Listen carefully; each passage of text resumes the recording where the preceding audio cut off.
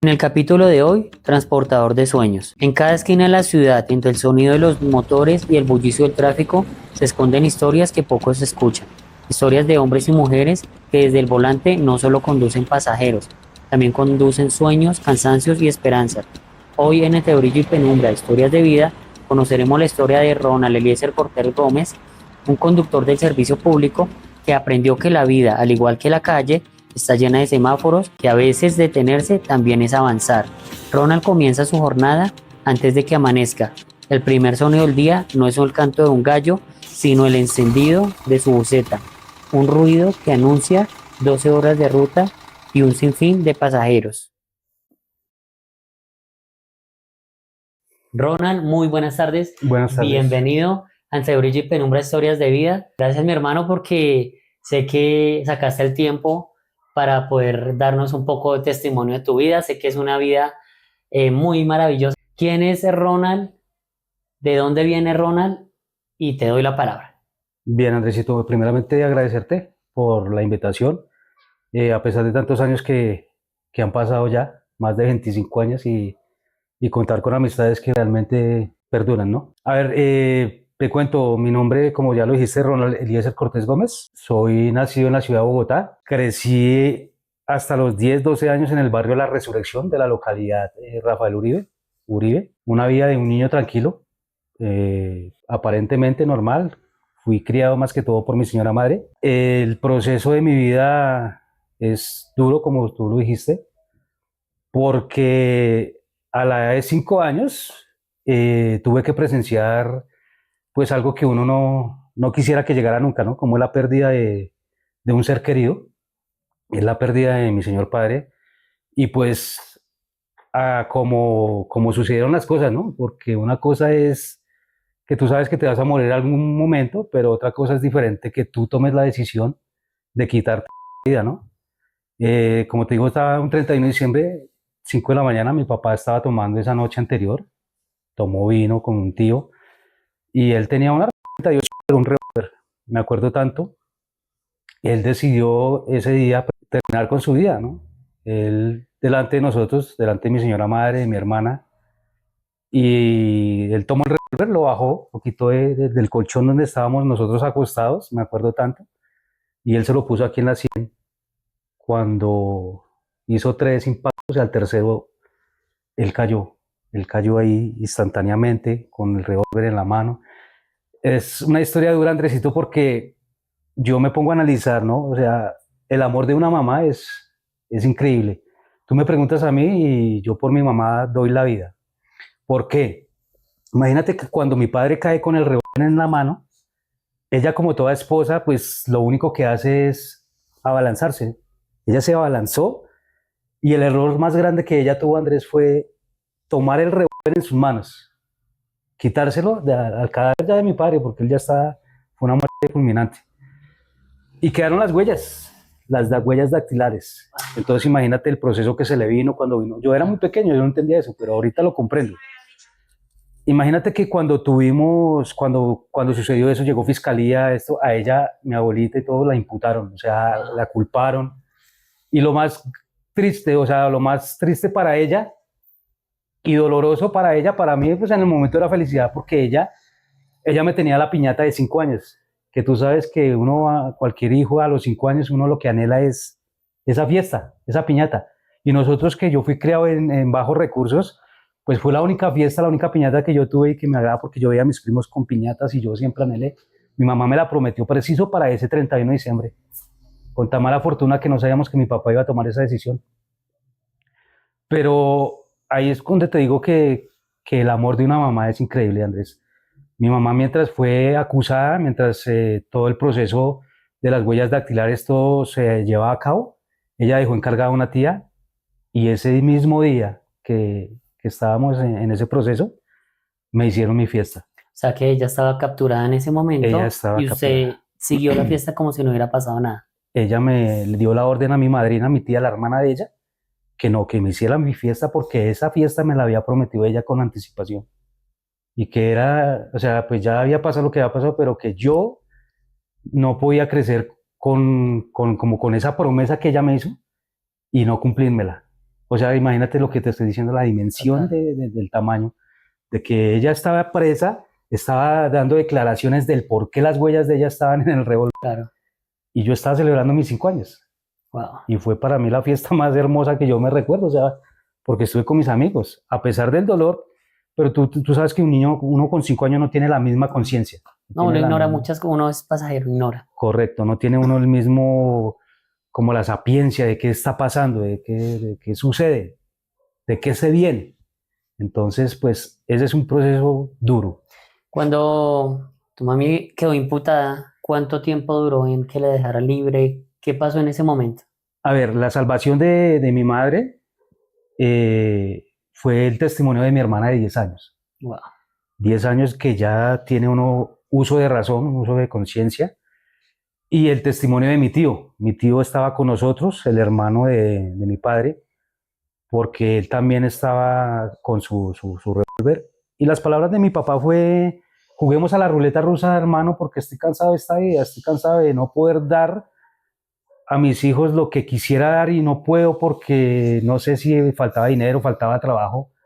No sé, lo que tengo entendido es que él quería vender ese revólver con el que se mató para darnos la Navidad. Eso lo supe ya después de grande, Claro. ya supe que no llegó a un acuerdo por algo de 3, 5 pesos, 5.000 pesos, algo así. Me causa cuidado algo. Cuando pasó el tema, su mami se abalanza sobre tu papá a quitar el revólver. ¿Tu tío qué hizo? ¿O estaba ebrio y no se dio cuenta? ¿Qué pasó? No, resulta que cuando mi papá toma la decisión, él le dice a mi tío, juguemos a la ruleta rusa. Mi tío le dice, no, Jorge, mire, usted está muy tomado, mire sus hijos, mire el niño, mire su familia. Y pues él toma la decisión de decirle, me acuerdo sí que le dijo, listo, espéreme aquí hermanito y yo hoy traigo entonces mi revólver, que lo tengo abajo. Vivíamos en una casa como de pensión, que era de propiedad de mi mamá, de mi mamita María, como le decíamos, que era Tu la abuela. mamá de mi mamá. Y era una pensión, habían varias habitaciones y mi tío vivía en la parte de abajo, en una de las piezas. Y la respuesta de él fue esa, con el fin de que de pronto él se viera solo, ya con su familia, con su esposa, sus hijos, y que él se calmara. Pero pues lastimosamente, y también lo recuerdo muchísimo, que las palabras de él fueron hasta sí mucho lo que Claro. sabemos, ¿no? Cuando, Sí. cuando tú sientes miedo a algo, o sea, que le dicen a uno así. Y ahí fue cuando él inmediatamente sacó la mano, nos levantó mi mami, mi hermana y yo, sacó su rifle, se lo puso sin medir palabra. Wow. Entonces, pues mi tío no estuvo en ese momento para evitar esa acción. Sí, yo creo que pues era algo que ya tenía quizás ya planeado, ya predeterminado y para hacer. Pasó el incidente que desafortunadamente pierde a su papá. ¿Cómo continúa su vida en ese momento? Bueno, pues realmente cuando me di cuenta, cuando después de la fiesta de que te cuento ya, me llevaron al jardín donde yo empecé mi párvulo, que la mamá de mi papá era la señora que cocinaba allí, y allí lo velaron. Allí Ok. velaron a mi padre y tú sabes que uno no alcanza, cuando me alzan y yo lo miro, pues como que yo pensaba, pues lo que le dicen siempre a los niños, ¿no? Está durmiendo. Tu papá está durmiendo y se fue con Papito Dios, te va a cuidar desde el cielo. Entonces de ahí en adelante viene un proceso donde yo, pues, yo creo y siento lo que sentí en esos años, Andrés, que yo era la oración de mi papá, porque mi hermana es mayor y tú sabes que no es por machismo ni por muchas cosas, pero uno siempre anhela también un varoncito, ¿no? Y yo creo que ese era el anhelo de él y pues me tuvo a mí y él siempre, lo digo porque él me arrunchaba, él me demostraba, me acuerdo a mis 5 años, 4 o 3 años que yo tuve, me acuerdo que él me demostraba su afecto, su cariño hacia mí. Entonces, pues imagínate uno ya empezar a reaccionar y pensar uno, pues ya estoy solo. Claro. Ahora a mi madre le tocó pues más duro, le tocó ponerse a trabajar en una señora guerrera, lo que te digo yo a esa señora la admiro, la respeto, porque trabajaba en lo que le saliera. Y gracias a Dios, así fuera una guapanelita, como decimos nosotros, ahí la teníamos, gracias a ella. Transcurrió así de los años y pues obviamente mi madre estaba muy joven. Ella, ella como a los 3 años después del suceso, 4 años, ella conoció a mi padrastro, un hombre que también admiro, respeto. Él se convirtió también en esa figura. Paterno. en esa figura paterna, para que un man elegante, una persona que me brindó ese apoyo y ese amor de papá desde el momento que llegó. Él sí me dejó en claro, yo no soy su papá, pero soy su amigo y puede confiar en mí para lo que necesite. Entonces imagínate, pues ya tenía 9 años, pero ya, sin embargo, pues ya sabía que no era mi papá. Nunca le pude decir papá porque él me dijo, o sea, usted me puede llamar si quiere papá, si quiere Antonio, como quiera. Pero yo crecí ya con eso, con Antonio, Antonio, Antonio. Claro. Pero para que ese man siempre estuvo ahí presente. Firme, con tu mami. Con mamá. Posterior a eso empieza ya la preadolescencia. ¿Se vienen para qué barrio? ¿Cómo fue la trayectoria? No, Andresito, te cuento, de más o menos tenía yo 11, 12 años cuando la mamá de mi papá cogió a mi mami y le dice, Consuelito, yo quisiera dejarles la herencia a los niños de parte de Jorge, de mi hijo. No tengo más que darles, se las voy a dar en vida y es un lote.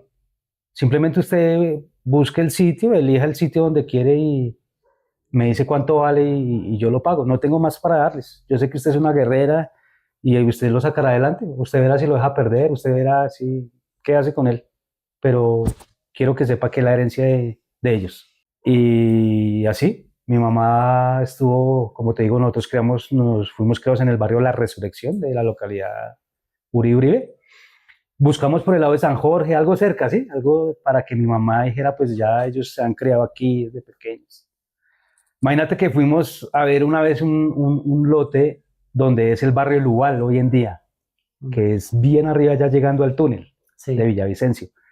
Mi mamá apenas vio eso, era un peladero, Andrés, que no, o sea, hasta ella dijo, no, es mucho frío, eso está muy lejos, no. Resulta que un vecino le dijo, Consuelo, usted me enteré que está buscando lote, yo tengo unos lotes arriba en Santa Viviana. ¿Eso dónde queda? Eso queda arriba de Sierra Morena. Resulta que, pues, mi mamá le dijo, pues vamos a ver, y cuando llegamos a ver, te estoy hablando yo hace unos como 33 años más o menos, pues imagínate, eso arriba era otro peladero, otro peladero claro. Igual. Pero pues ya hacía menos frío, menos viento claro. y ya mi mamá vio y el lote, imagínate un lote en 500.000 pesos en esa época. Igual era harto dinero. Mi abuela le había prometido 1.000.000 y ella dijo, pues con 500 compro el lote y con los otros 500, o sea, mi mamá siempre ha sido, ¿sí? Lo termino, alguna cosa, lo empiezo, como decir. Así fue, Andrés. Tuvieron la compra de su lote, lo arreglaron. En esa época mi mamá se metió con el resto de la plata a una prefabricada. No sé cuánto les valdría, pero ella pagaba cotas. Eso es una historia dura también para ella, que yo por eso, o sea, yo ante mi mamá me quito el sombrero hoy en día, que entiendo lo que es tener una familia, y digo, esa señora es guerrera.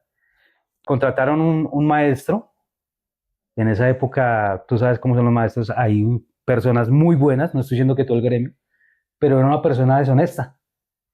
Le metió malos materiales, hizo las cosas mal, y esa casita prefabricada con el tiempo, a los 3, 4 meses de estar, se empezó a hundir. Se empezó a hundir, o sea, el peligro era que la casa nos cayera prácticamente encima. Esa señora, pues, con mi padrastro, como te digo, les tocó buscar una casa en arriendo en la misma cuadra, mientras quitaban su prefabricada, desarmaban su prefabricada y volver a echar cimientos. Que pues mi abuelo, que en paz descanse, mi abuelo falleció, el papá de ella hace como unos 4 meses más o menos, y toda mi familia son constructores, son maestros de obra y gente que sabe del tema. Ya ellos vinieron, qué fue lo que pasó, miraron todo, pues todo mal hecho, con materiales baratos, le metió más arena que cemento, todo le habían hecho mal. Entonces ya gracias a Dios ellos ya metieron sus bases, todo como era. Y las palabras de mi abuelo, me acuerdo, le dijo, ahí tiene para que meta un edificio de 5 pisos si quiere. Entonces, pues ya gracias a ellos, pero entonces mi mamá guerreándola, ya luchando. En esa época yo seguí estudiando en un colegio de la localidad de Uribe, donde venía estudiando. Ya yo no quería volver porque ya me era un cambio donde yo tenía mis amigos, yo estaba con mis parceritos, yo quería quedarme jugando. En esa época me acuerdo que estaba Dragon Ball Z de moda, sí. Y yo no quería sino salir del colegio y vete para la casa, pero para ver Dragon Ball Z. Y se me pasaba el tiempo y ya que vamos a jugar con los amigos, y eran 5 o 6 de la tarde, y yo por allá en el barrio, mi mamá preocupada, llamando a mis tías, a mi abuela, mi mamá, mi hermana, ayúdeme, ¿dónde está Ronald? Cuídemelo, no sé qué. Y lo que pasa es que, te cuento, perdón, mi mamá, a mi hermano mayor, ella lo tuvo muy joven, y a ella le tocó dejarlo con mi abuelita materna, la mamá de ella, para poder ir a trabajar y responder. Entonces él se crió con mi abuelita. Okay. Y el miedo de mi mamá era que o sea, que se repitiera la historia. Entonces me cogió, bueno, en esa época tú sabes que la mano era dura de los papás de uno, pues, pao, y se comporta y no, puso a mi padrastro en esa época y me le busca colegio aquí en la localidad, aquí en Ciudad Bolívar. Imagínate el colegio más cerca que era el Sierra Morena, que queda arriba del tanque, ¿te acuerdas que era un tanque arriba? Y fuimos, nada.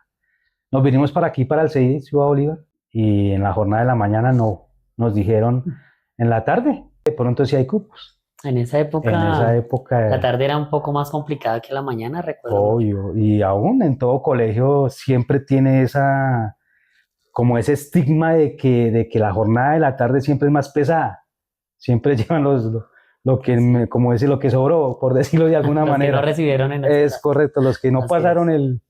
el test para la mañana, los más caspositos, y pues nos quedamos, me acuerdo tanto el coordinador de la época me hizo la entrevista, tal, que por qué nos cambiamos, que no, simplemente nos cambiamos de vivienda y ya no. Eso fue una época muy bonita, cuando llegué al colegio y el rector dijo, sí, claro, tengo un cupo. Me acuerdo tanto fue para octavo, que yo había pasado séptimo, yo estaba haciendo octavo. Cuando me dijo, sí, claro, tengo un cupo en la tarde para el curso 8-6. Lo recuerdo, no sé si tú lo recuerdas. Claro. Llegué ese día, yo muchacho, ya tenía más o menos 13, 14 años, en octavo. Pues como en todo salón, cuando tú llegas de nuevo, a unas personas les caí bien, a otras no. Me acuerdo tanto un compañero que se quedó mirándome así, era un compañero siempre macicito. Y él fue el primero que volteó y me miró cuando me senté en esa silla, que yo miraba a todo el mundo y yo me sentía como con susto, miedo, ¿sí? Y él fue el que me preguntó y me dijo, ¿y usted cómo se llama? Así duro, me habló y yo, Ronald, ¿cómo? Y Ronald, yo dije, no, ¿pero dónde me metí? ¿Qué localidad estoy yo? O sea, yo, el susto de, ¿qué me viene aquí para arriba? Pensaba yo, ¿no? Pero pues como es todo, se acopla uno. Ya pasó octavo, vinimos a noveno y ya empieza uno a crecer, a conocer cosas. Lo que te digo, crearse en un barrio popular, por decirlo de alguna manera, siempre trae sus cosas, ¿no? Los compañeritos que te ofrecen una cosa, te ofrecen otra. Y pues gracias a Dios no se aceptó nada, sino que se vivió el momento, su época, su rebeldía. De pronto yo trataba de esconder como esa tristeza que traía de mi niñez. De pronto la traté de refugiar con mis amigos en la recocha del colegio, en esto, pero siempre enfocado en mis estudios, porque pues, modestia aparte, siempre saqué buenas notas. Hasta que llegó la adolescencia, Andrés, a la edad de 15 años ya tú conoces tu primer novia, te empiezas a ser popular en el colegio, que las niñas, que una cosa, y pues se vuelve uno curioso. Curioso, y a la edad de 16 años, como digo yo y le he contado a mi esposa, quedé embarazado. No yo, sino la novia que yo tenía, 16 años, en décimo, un muchacho que pues te cuento en esa época yo era rebelde, me gustaba era lo que le gustan a los niños, no brincarnos la barda, irnos a tomar, en esa época tomábamos unos tomadas ¿de qué? Chicha. De chicha, guarapo, a 500 pesos la comprábamos y éramos los tipos más felices. Y juegue rana. Y jugábamos rana, jugábamos esto, lo otro, pues de hoy en día yo lo pienso y que mi hijo me salga con esas ya Así es. es a otro nivel. Pero pues empezó la rebeldía, quedé embarazado de la muchacha quedó embarazada. Imagínate, yo en décimo repitiendo, perdí décimo por la rebeldía, por dejarme llevar del entorno. Empecé a repetir y pues ahí fue cuando tuve un encontrón en el colegio y automáticamente me suspendieron el cupo. Bueno, ya ella estaba embarazada. Le dije a mi padrastro, como te digo, siempre fue un apoyo incondicional de hombre. Le dije, me pasó esto y esto. En esa época mi hermana estaba en la misma situación, o sea, imagínate la noticia que iba a recibir mi mamá, Por dos caras y por doble. O sea, mi sobrino y mi hijo se llevan 6 meses de diferencia.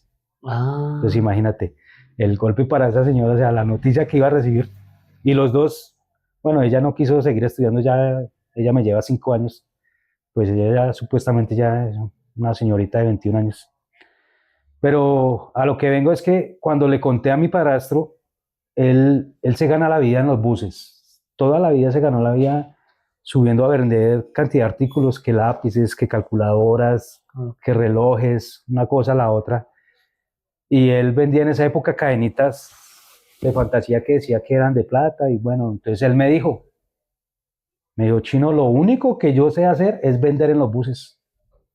Aprenda eso mientras mira a ver usted qué va a hacer de la vida, porque imagínate tú a los 16 años, con tu novia embarazada en 10.º grado, echado del colegio. acá yo quiero hacer un paréntesis, Ronald, y muchas veces no nos damos cuenta que la gente realmente que está vendiendo en un transporte público lo hace por su familia. Muchas veces estigmatizamos. Acá Ronald nos está dando un mensaje importantísimo, que sí se puede, no interesa el trabajo, hacer cosas diferentes. Paréntesis, Andrés, el vendedor ambulante siempre lo han estigmatizado de una gran manera, ¿no? Porque Sí, como tú dices, hay gente que lo hace verdaderamente porque es su labor, su trabajo, pero otra que se disfraza de ser vendedor ambulante correcto. para ir a hacer maldades, para mirar a ver cómo te puedo quitar el teléfono o cómo te puedo raponar la cadena. En este gremio donde yo trabajo, pues se ve de todo. Pero volviendo al tema, fue lo único que me ofreció y le agradezco a Dios y a él que así empecé.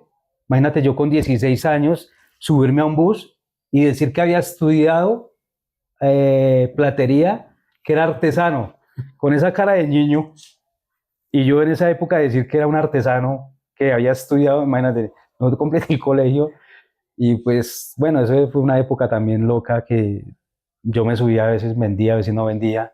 Ya en esa época de la rebeldía mía, tuve un encontrón con mi mamá, porque una vez llegué tomado con un amigo del colegio, 2 amigos del colegio, y ya la vi furiosa. Ella me dijo, no señor, esto no es un hotel, esto no es un bar, no es nada para que usted venga y me respete la casa, mira a ver qué hace. Y Andrés, yo siempre, aún me considero muy orgulloso, pero pues sabiendo que el orgullo no trae nada bueno, ¿no? Que esa es otra Así de las es. cosas. Un orgullo no es bueno, nunca sea... Pues cogí mi orgullo, cogí mis cobijas, que supuestamente creía que eran mías, y le dije a la china con la que tenía ya, estaba embarazadita, le dije, Vámonos a vámonos, ver. vámonos a vivir y donde sea. Dijo, pero ¿dónde? Ella ya también, ella me llevaba 4 años, mientras yo tenía 16, ella tenía 20 años, pues ella ya salió del colegio, se había graduado, ya tenía un Trabajo. trabajito, y decir esta niña, ¿qué va a hacer con un niño? O sea, ¿qué va a hacer con otro niño? Yo le comenté, le dije, no, yo me voy con mi padrastro a vender cadenas, voy a trabajar en los buses. Inicialmente él trabajaba no en el servicio urbano como tal, sino en el servicio intermunicipal. Me acuerdo tanto en la 80 con Boyacá tomábamos flotas que se dirigían hacia Tunja, hacia Briseño, hacia el sector del norte, y el subirse a una flota y empezar, señores pasajeros, tengan ustedes muy buenos días, y uno sin conocer, y siempre temblaba. Yo, como te digo, montando un papel de artesano de estudiante de platería a mis 16 años. Claro. Entonces eso pesaba también. Sin embargo, como te digo, a veces vendía, a veces no vendía, bueno, duré así un tiempo. Sin embargo, uno está en una adolescencia rebelde aún, uno está supuestamente empezando a conocer la vida. Siempre ya empecé a conocer lo que fue, ya no tomaba yo el guarapito que nos tomamos, sino ya la cervecita y una cosa y otra. Me empezó a gustar mucho y ya me quedaba así, tomando. Bueno, empecé así, duré con ella de 3 a 4 años, donde te confieso, o sea, ella conmigo no tuvo vida, Total. porque yo me dediqué fue a beber, y yo que trabajaba me lo bebía, ya mi niño no me preocupaba, ya, yo creía que estaba solo y que no tenía esa criatura que tener que sacar adelante, como los pensamientos de un hombre, como los tengo hoy en día, que tengo mi familia. Entonces en esa época era muy, muy diferente. Ella, pues como toda mujer, Claro. se cansó de esa vida. No terminamos en las mejores condiciones, porque no te voy a hablar mal de ella, No, pero pues no fueron las mejores, pero sí reconozco que tuve gran parte en eso, en inmadurez en ese destrozarle el momento. corazón, en herir sus sentimientos, y es la época que yo a ella le pedí perdón, le pedí disculpas, pero pasó, terminó. Cuando terminó y yo reaccioné, dije, ya tenía yo 19, 20 años, ya empieza uno como con otras, así, yo dije, pero ¿qué? Se acabó el hogar, se acabó la, ¿yo qué hago? ¿Por qué trabajo yo ahora? Pues para mí y para mi hijo, supuestamente. Pero más para mí porque tú estás en esa época de que los vicios, o sea, tantas cosas que uno ve, gracias a Dios no cogí vicios. O sí, fumé mucho tiempo, tomé. Ese era Ese era el vicio. mi único vicio que tuve, gracias a Dios. Pero sin embargo, esos son, como te digo, son vicios que lo alejan a uno de la realidad. Yo era feliz tomando y estando con mis amigos y yo hasta que me viera sin un peso, yo no paraba, no paraba, viví una vida así ahí para adelante. Pasaron en esa época, ya me hice amigo de uno de los conductores de la flota, me hice amigo de él y él me dijo, bueno, ¿y usted cómo le va vendiendo? ¿Si vende? ¿Si gana bueno? ¿No gana bueno? ¿Cómo es? Entonces yo le expliqué, hay días que vendo, hay días que no vendo. Y me dijo, ¿usted por qué no cambia esa vida? Y se viene a trabajar conmigo, de ayudante de bus. Yo de Andrés, yo de carros de buses no conocía nada. ¿Qué hago? Me dijo, simplemente usted lo que tiene que hacer es gritar, así como hace para ayudar a llenar la flota, mirar para dónde viajan, ayudarles con las maletas, hacerle aseo al bus y listo, no es más. ¿Cómo Cobre se sus llama esa pasajes. profesión? Eso tiene un nombre. En esa época se llamaba auxiliar de flota ¿Sí? o el mal llamado ayudante de bus. Ayudante de bus. Ese era el trabajo, me dediqué a eso. Traté de hablar con la muchacha, la mamá de mi hijo, ya no había nada, ya la había destrozado por completo, no hubo nada.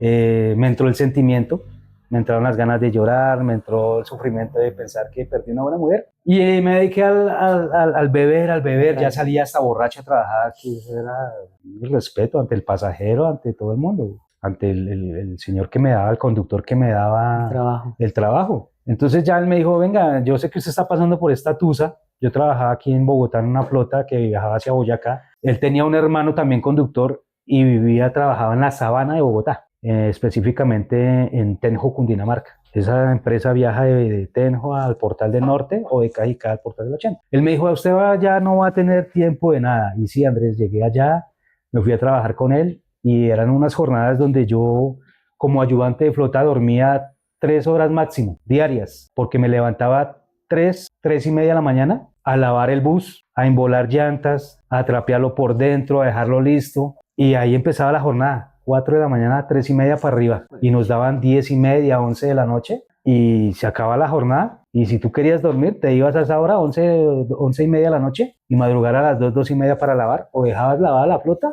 o madrugabas a lavarla, todos los días, como uno como persona, se baña todos los días, tenía que dejar la flota lista, impecable, por dentro y por fuera. Entonces, así duré un proceso de más o menos, ya para avanzar, de unos 10 años más o menos. Hartísimo. 10 años de ayudante duré en esa época. ¿Siempre estuviste solo o parejas transitorias? En ese proyecto de 10 años compartí con otra muchacha que conocí en Tabio, pero... Transitorio. Sí, o sea, conviví con ella, pero no nos fue tan bien, tampoco nos entendimos. Entonces, así pasó, ya en ese proyecto. Te cuento de hasta de 10 años. Cuando yo tuve 10 años, ya terminé la relación con ella y es cuando conozco a mi pareja actual. La conocí también de usuaria, me la presentó el patrón que decíamos nosotros, que es el conductor del bus con el que era amiga ella, de él. Y me pareció una muchacha linda, empecé a cortejarla, a hablarle. Sin embargo, yo pensaba, ¿será que esta niña me para bolas por ser un ayudante? Pero pues, ¿para qué? ¿Se sentía menos usted? En esa época sí, no por lo que era, sino por lo que hacía. Sí, ¿Sí me entiendes? Trabajo te da. Porque de todas maneras, trabajo es trabajo. Total. Total. Y desde que tú no le hagas mal a nadie, pero siempre está la estimación de la sociedad. No, que yo si creo tú no que eres doctor, abogado, profesional hoy en día, entonces no vales. Así tú ganes en esa época,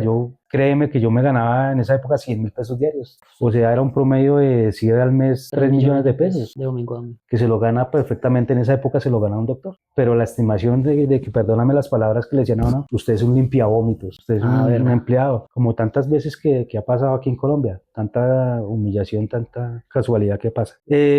Siempre anhelé manejar, Andrés, y te cuento que sin saber. Los buses me daban la oportunidad en el terminal De moverlos, de córralo moverlos. aquí, Sácalo del lavado cuando lo lavaba, cuando lo mandamos a lavar en el terminal. Vaya, traiga el carro. Y uno se Y siente, uno con mejor esa dicho, felicidad, con esas sí, ganas de sí, coger y mover un bus. O sea, yo no manejaba un carro, mucho menos un bus. Y yo con esa felicidad, te puedo decir que yo aprendí a manejar mirándolos. sí, así es. Siempre yo me senté en mi silla de pato, que era como nos decían normalmente, y yo miraba a ellos cómo metían el clutch, cómo metían sus cambios, y yo mirándolos, y siempre, siempre, Andrés, o sea, te puedo decir que sentí el anhelo de hacer algo y era manejar, de querer estar en ese puesto, o sea, pasarme de la puerta Ya tener aspiración. a sentarme, empecé a aspirar, no malas cosas, sino aspirar a tener, querer lo mejor, ¿sí? Así es. Y yo dije, pues, ¿por qué no? Algún día lo voy a lograr. Y ese era mi sueño, Andrés. A una de 28, 29 años, ya cuando conocí mi pareja actual, que te digo, para que una ayuda. Ya la conocí, era estudiante del SENA, ya estaba haciendo sus prácticas. En esa época, un estudiante del SENA se ganaba, ponle tú que 300.000 pesos más o menos. Algo mínimo, no es como pues las ayudas que se dan ahorita, pero se ganaba así. Y yo pues de ayudante y le dije a ella, imagínate, o sea, el apoyo y la felicidad mía de decirle a ella, amor, yo quiero manejar, estoy cansado de limpiar buses, estoy cansado, no desagradecido, nunca.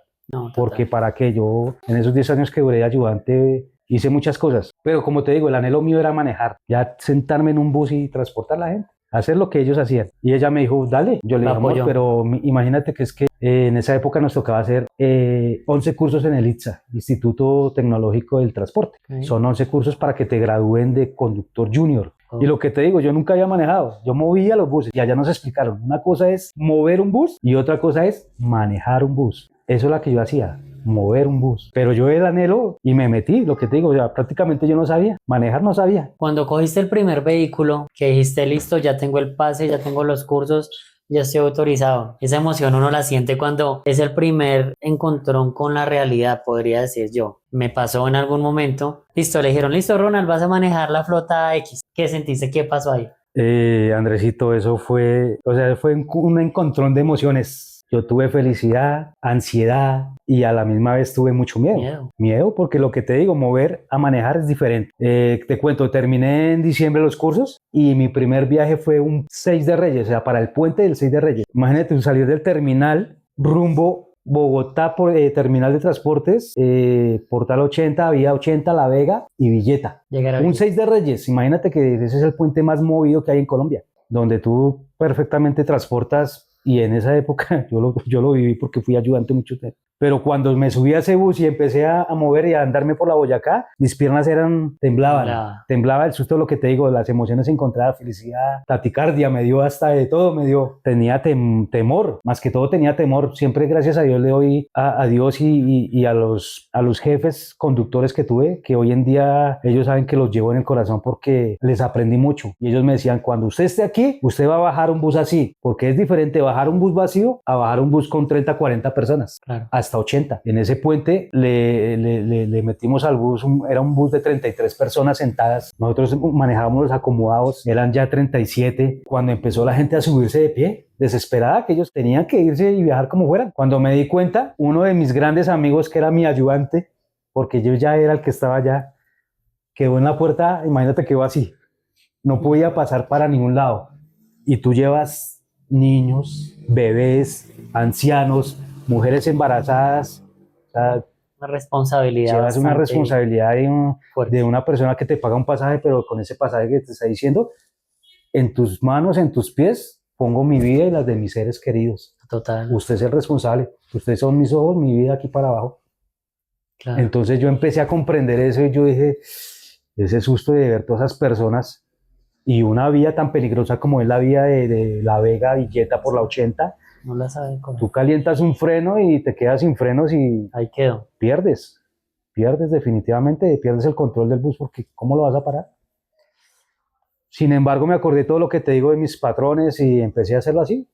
Bajé el carro amarradito en tercera, con freno de ahogo, eso así, y al carro que me pedía otro cambio, pero tocadito el Preferible freno. tenerlo. Bajé y te lo juro que llegué a Villeta, me demoré un recorrido de 2 horas, bajé en 3 horas y media. Todos mis compañeros me pasaban. Pero imagínate que la gente se bajó agradecida. Gracias, señor, gracias, señor. como si yo lo hubiera hecho toda la vida. Esa Mm, satisfacción que uno siente cuando alguien le agradece es creo que una satisfacción que solo lo siente el que lo vive. el que lo vive. Y es algo que tú no esperabas que la gente te iba a dar, pero mira que es chévere, chévere Sí, sentir esa satisfacción de dar algo a cambio, ¿no? O sea, porque decías algo importante, yo te pago, llévame bien a mi destino y llevo a mi familia, entonces, muy bonito ese mensaje, Ronald. sí. Después de un tiempo, Andrés, pues ya tú le coges como la práctica a lo que Confianza. haces y lo que te digo, yo siempre he tenido el amor. Desde que ingresé a ser un ayudante, cuando empecé a soñar que yo podía y que quería y que podía salir porque era un sitio de confort en el que yo vivía. Porque yo no me estresaba por nada. Yo lavaba mi bus, alistaba mi bus, cobraba mis pasajes, guardaba lo mío, me pagaba mi sueldo. ¿Bien? ¿Qué necesidad tenía de yo ponerme a salir de esa comodidad que tenía? Y la responsabilidad, porque no es solo manejar, el mantenimiento del carro, los cambios de aceite, que los Correcto. frenos, que la correa esté bien, que no hayan fugas de aceite. Todo eso influye mucho para que el vehículo responda como uno quiere que responda el vehículo. Como tiene que ser, Así obviamente. es. Entonces, pues yo en ese momento salí, tomé la decisión primeramente de salir de ese sitio de confort y ahí fue cuando empecé a hacer los cursos, empecé a esto porque lo anhelaba, Capacitarse. empecé a soñar que yo podía empezar a escalar en lo que me gusta, que es la conducción, es transportar, porque a mí me gusta transportar usuarios, pasajeros, vida, porque yo, o sea, si yo quisiera, Andrés, hay otras clases de trabajos manejando, pero no es lo mismo, tú sentir la calidez de la gente. Ahora tú te sientas en tu oficina, como llamamos nosotros, y tú escuchas.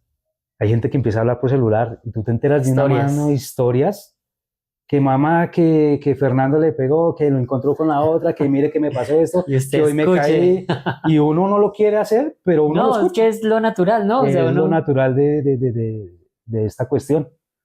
Yo tengo una inquietud acá. Saliste del servicio urbano, que era la sabana, y ya empezaste a viajar prácticamente en carretera, y vuelves. ¿En qué momento dijiste, ya, quiero cambiar de rol? No de rol de conducción, sino de rol de transporte De transporte, sí. A ver, te cuento, en esa época nosotros pagábamos una cuota diaria por como decirlo, un arriendo del vehículo. del bus.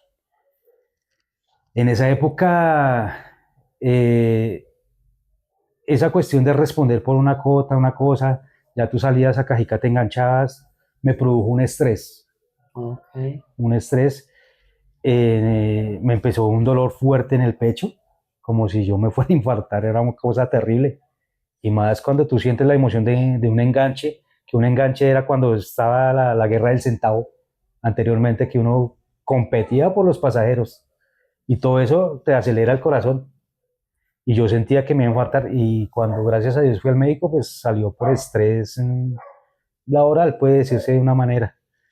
Entonces hablé con mi esposa y me dijo, no, pues cambia de trabajo, yo sé que te apasiona manejar, mira qué puedes hacer.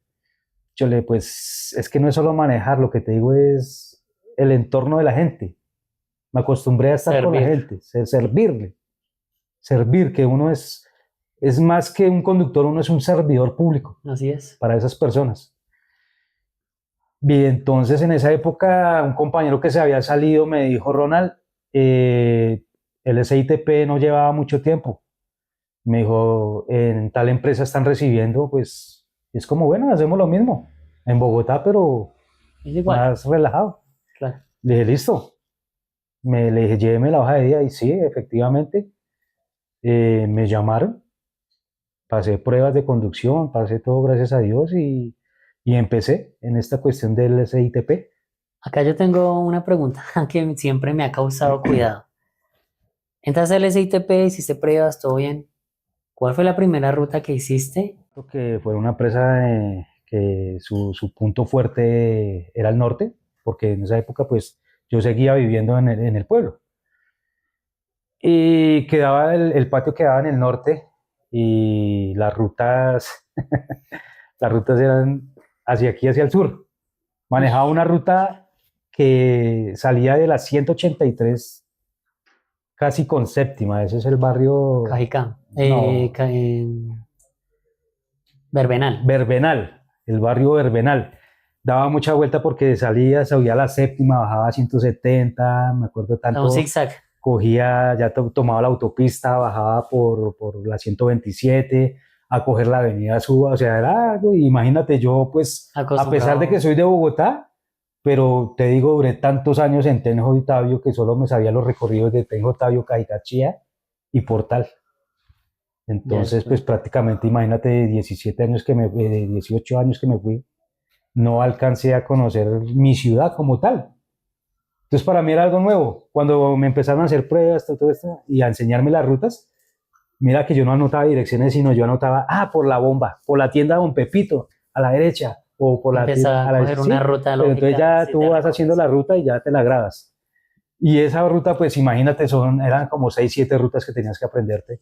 Y nos dieron una semana para eso. Y ya te soltaron. Entonces era esa ruta más complicada y qué risa que yo resulté, en vez de tomar la avenida Suba, seguí derecho por la 127, salí a la Boyacá, ya el bus me apareció deslocalizado, la gente, oiga, ¿para dónde va, señor? Que por aquí no es la ruta, que Ah, güey. no, qué pena, discúlpeme, es que yo soy nuevo, que sí, entonces hacerles entender de que yo era un nuevo en el transporte urbano. Ya hay gente como que te alega, pero hay gente que te ayuda. Hay gente, no, pues espere, y entre ellos mío, no, pues espere que le está diciendo que es nuevo, guiémoslo. Ya hay gente que entonces te dice, bueno, te metes por aquí ya uno, pero siempre en el primer momento te pierdes. Mira, Ronald, que dices algo importante que uno como usuario lo ignora. De que uno los ve ahí, pero de verdad, se meten a los barrios y se meten por una cuadra, por otra, y uno como que se me hacía mucha vuelta. Es la ruta que me imagino que coloca el sistema, pero más que eso es uno aprendérsela. Mm. Porque si me paso una cuadra, embalado. Digamos, las rutas, imagino yo que son de los barrios altos, que donde uno deje colgar el vehículo. ¿Cómo te ha ido en ese proceso? Si te ha tocado, no sé. Sí, sí, eso más que todo, Andresito, tiene que ver, yo digo, con la pericia, porque como te digo, o sea, hay mucha gente que nace, yo creo que la gente nace para su profesión, Para su profe. y lo que te digo, o sea, yo desde que empecé a añorar y a querer manejar, o sea, lo amo y lo hago con pasión y trato de hacerlo de la mejor manera, de siempre estudiar, siempre ser como pulido.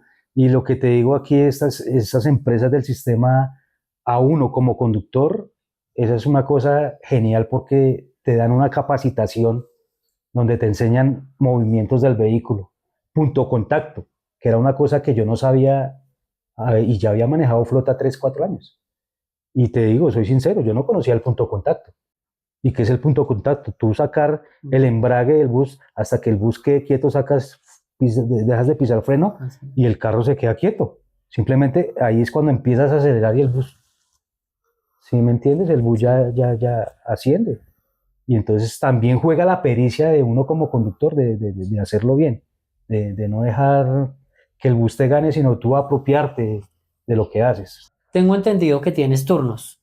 ¿Cuál es el turno que más te gusta? Y en esos turnos, ¿cuál ha sido la mejor experiencia que te ha tocado? ¿Y cuál ha sido la peor experiencia que te ha tocado? A ¿Y en qué ver, sector? Porque pues, como hablamos de la estigmatización, existe, pero tengo entendido que pueden pasar situaciones que uno ignora. No sé. sí, claro, mira, nosotros manejamos un contrato donde te dicen a ti sobre las 24 horas, más o menos, porque el sistema no trabaja las 24 horas, pero casi, trabaja más o menos 20 horas. 20 horas más o menos. En ese proyecto, en ese trayecto de horas te pueden dar tu programación, te la sacan semanal, o madrugas, o estás meridiano, o trasnochas. ¿Qué pasa? A mí, realmente, o sea, Para porque Ronald, sí. desde el colegio, te digo, si empecé a estudiar de la tarde, es porque yo soy flojo para madrugar. No me gusta madrugar casi, la verdad, sinceramente. Y por otro lado, pues estoy en la casa colaborando a mi esposa con los niños, porque ella trabaja desde casa, pero cumple sus horarios. Claro. Entonces, mientras ella está en su computador hablando de sus usuarios, yo le puedo colaborar con el almuerzo de los niños, nos colaboramos Chévere. como pareja. Entonces, por un lado eso. Por el otro, sinceramente, yo para madrugar soy muy flojo. O sea, me da duro. sea que en definitiva el nocturno es el que queda. En definitiva, la madrugada me da duro. Y también, pues, imagínate que uno cuando empieza un turno de 3:30 o 3 de la mañana que tienes que estar en presentación, o sea, imagínate, me estoy levantando a la 1:30 de la mañana. A la 1:30 que yo sé que hasta a esa hora a todo el mundo le está cogiendo su sueñito, que Morfeo los está abrazando, yo ya me estoy levantando Claro. para pegarme el baño, para alistarme y esperar a ver cómo hago para salirle a la ruta de acercamiento a la que me lleva al patio. Yo, como te digo, vivo en el barrio Santa Viviana y siempre me ha quedado complicado porque la ruta pasa en el centro comercial en Sueño. Entonces, imagínate bajar esa loma. Hay veces que me ha tocado tipo 2:30 de la mañana bajar a pie por escaleras y mi esposa ella se asusta mucho. Ella Claro. no, busca un pick-up, busca un carro, alguna aplicación que te lleve. Eh, Son gastos, Andrés, porque imagínate que si yo madrugo una semana, un carro me cobra 15.000, 12.000. Entonces, pues en ocasiones lo hemos hecho, pero en ocasiones nos vemos apretados y toca, pues lo que te digo, Arriesgarse. encomendarse a Dios, su bendición, su palito para que vámonos para el trabajo. A esas horas, 2:30 de llegar a buscar transporte. Entonces siempre uno tiene esos riesgos, eso es lo más riesgoso de que te digo, que mientras unos están hasta ahora enfocando su sueño, nosotros ya nos estamos levantando. ¿Para qué? Para que cuando tú estés levantado, listo, 3:30, que Colombia más o menos un promedio de 3:30, 4, que nos estamos levantando, saliendo 4:30 tú, que yo ya esté listo para prestarte, para llevarte a tu sitio de trabajo, a tu cita médica, a de tus papás o a tu casa porque estabas farreando. Son tantas cosas que uno vive con la gente.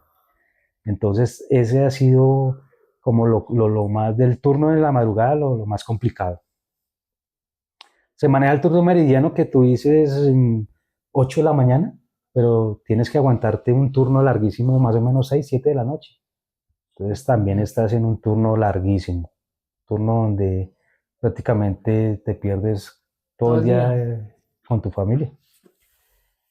¿Qué situación te ha tocado vivir dentro del bus con pasajeros que te hayan agredido o peleas dentro del mismo sistema? Bueno, yo te cuento que, como te digo, maneja uno, el llevar personas es llevar un carácter diferente, una manera de pensar distinta. Todas las personas no piensan iguales. Hay personas que se suben al bus y te saludan, hola, buenos días, como hay otras personas que te ignoran y te miran como si fueras, perdóname la expresión, como si fueras un nadie, como si fueras lo peor. Pero pues para mí, el servirles, el poderlos transportar y llevar, para mí eso me satisface a mí como persona. Y como te digo, o sea, hay varias cosas, varias cuestiones, como por ejemplo lo que te decía yo, que así tú no quieras escuchar conversaciones, las escuchas. Se ven mujeres tristes, se ven mujeres contentas, hombres contentos, personas tomadas, se suben. Y que si tú no le prestas el servicio por pensar en los demás, te agreden, te dicen cosas feas.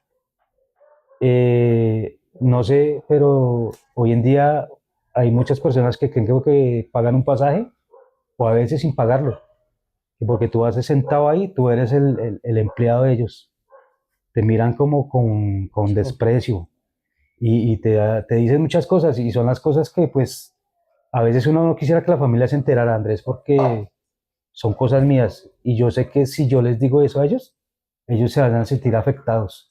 Claro. Pero realmente uno, como operador de un sistema de estos, lo hago porque primeramente me gusta y segundamente lo hago por mi familia, porque eso me genera a mí un ingreso y con ello es donde puedo sacar a ellos adelante.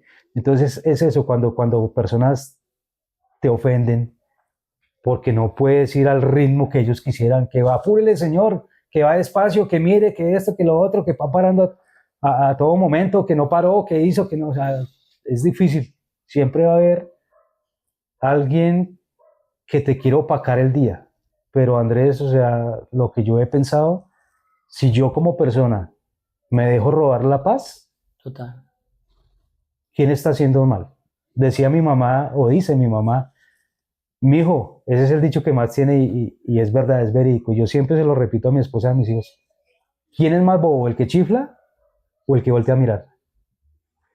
Entonces, se trata de eso, ¿no? De no dejarse intimidar, de no dejarse robar la paz, de saber que tú estás ahí porque te gusta, porque te nace, no porque te tocó. Realmente esa es la diferencia. Ya para cerrar, para ir cerrando, Ronald, lo que entiendo es que nunca te han agredido, ni nunca has tenido conflictos dentro del bus. Y pues, como te digo, o sea, no los he tenido porque no me presto para ello. Súper, ese es O el sea, mensaje. trato de hacer mi trabajo bien. Y a personas que quieran venir a insultarme, o sea, Andrés, si yo recibo un insulto de una persona X que no conozco y me lo apropio, es porque yo lo quiero hacer. Total. Entonces, si yo le contesto y le digo, más hijo en tantas usted, más esto será usted, entonces ahí se va a armar el conflicto.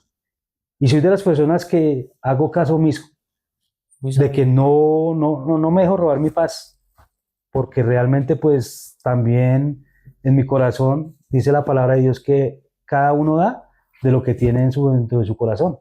Y para mí nunca va a haber violencia, a pesar de que la sufrimos, la vivimos, pero todo eso nos enseña a valorar y a cambiar. Ya para cerrar, quisiera que les dijeras a la audiencia qué mensaje le quisiera dejar más bien con respecto a tu profesión y como persona. Quisiera dejarles en claros que así como cada persona, que son ustedes, que son los usuarios, son un mundo, son una vida, tienen su familia, nosotros los operadores también tenemos una familia por la cual nos levantamos y nos levantamos con mucho amor, con muchas ganas de hacer lo que hacemos, de transportarlos a ustedes, de transportar vidas, sueños y hacerlo de la mejor manera, que así como todos merecemos un respeto, en esencial nosotros también lo merecemos, porque no somos los tal por cuales como dice la gente, no somos personas que nos importa nada, somos personas que tenemos un corazón, que tenemos una mamá, que tenemos un papá, que tenemos unos hijos, por qué sacar adelante igual que todos. No somos perfectos, no somos los mejores, pero tampoco somos los peores. Simplemente una cordialidad y una empatía, ponerse en los zapatos de nosotros No, y Ronald, saber que lo hacemos con aprecio, lo hacemos con cariño y que quede claro, o sea, lo único que se pide es respeto, respeto respeto, y no empatía. es más.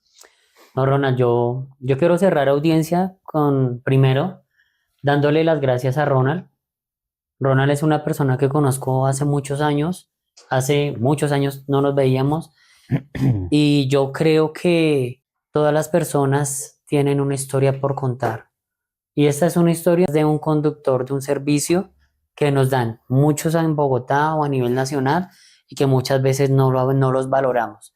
Y no nos damos cuenta es que ellos también tienen detrás una familia que merece un respeto, que merece cariño y que ellos nos dan la oportunidad de poder llegar a nuestros trabajos para que nuestros jefes nos paguen y podamos dar un sustento a nuestras casas. Mi mensaje puntualmente es que valoremos, respetemos y tratemos de ser muy empáticos. Quiero cerrar con una palabra, con una frase que dice, ¿cuántas historias nos han contado y no sabemos quién conduce esa historia? Importante que lo reflexionemos. Gracias por ver este capítulo. Muy agradecido con Dios y con la audiencia que nos han apoyado.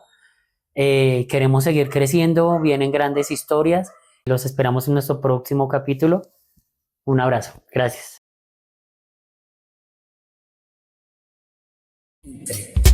Brillo.